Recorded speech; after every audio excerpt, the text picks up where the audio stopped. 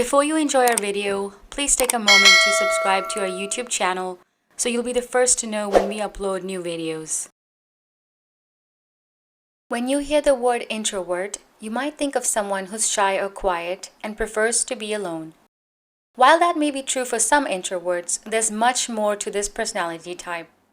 It can be difficult to admit to yourself that you may be an introvert. This is because when we think of someone as an introvert, we often wrongly assume that they don't like people.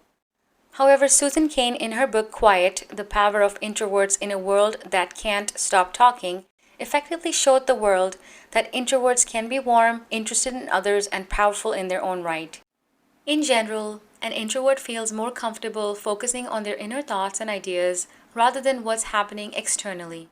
They have qualities of a personality type known as introversion, which means they enjoy spending time with just one or two people rather than large groups or crowds, and even enjoy the company of themselves and their inner thoughts.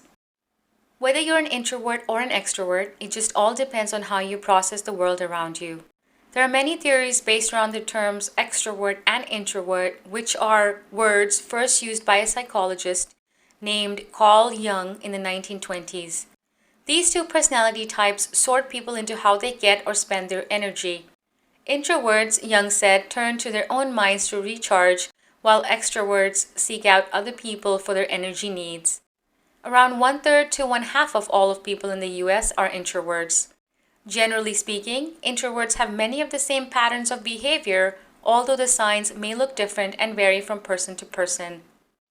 These behavioral signs further suggest that one might be less outer-oriented than realized and in fact actually be an introvert, even though people who have these tendencies resist them if not deny them altogether.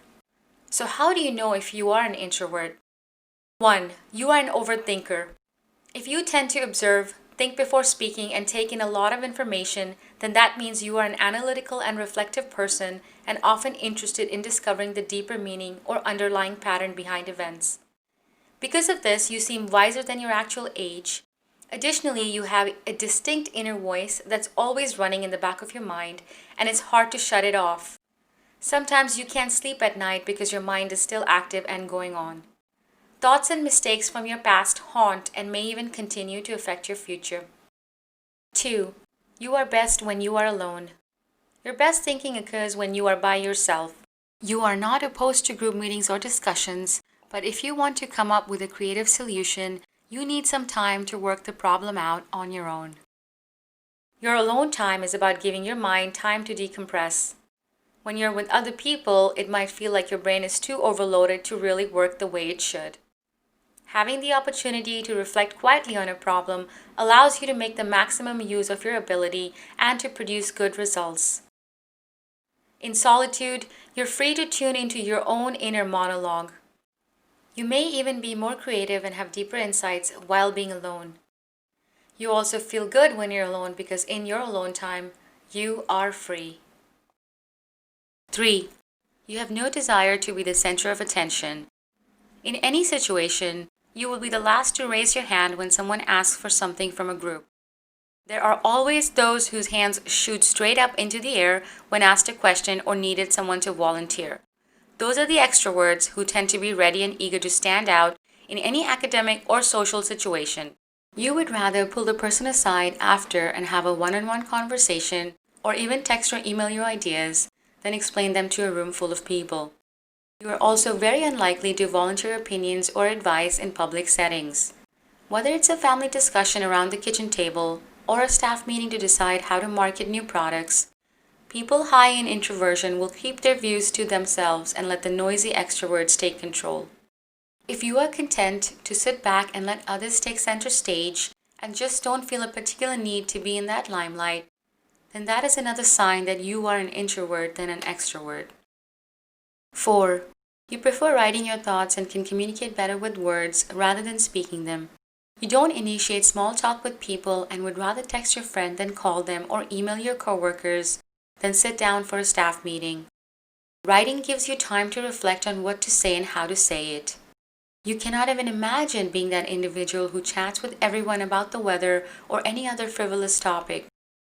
Writing versus speaking allows you to edit your thoughts and craft your message while having less pressure since you are now typing your words into your phone versus saying them to someone in real time.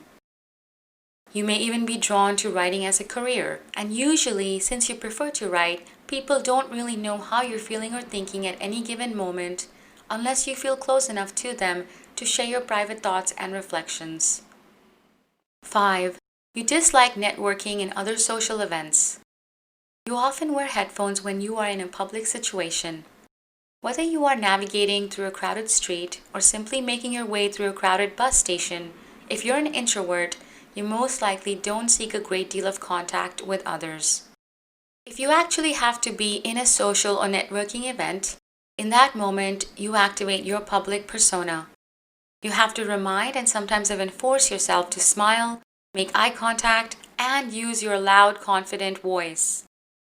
Once you are done, you feel a huge weight lifted off your shoulders and even often wonder if others have to try this hard to fit in. When you do have a few spare minutes of silence and solitude, you have absolutely no desire to fill that time with chit chat. You avoid small talk whenever possible.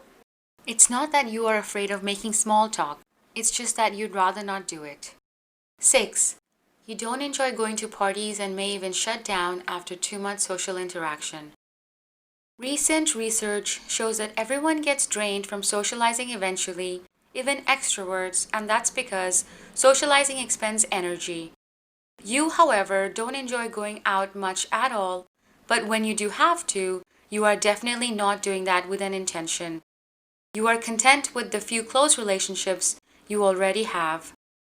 In addition, you tend to get tired faster than others and experience social burnout with more intensity.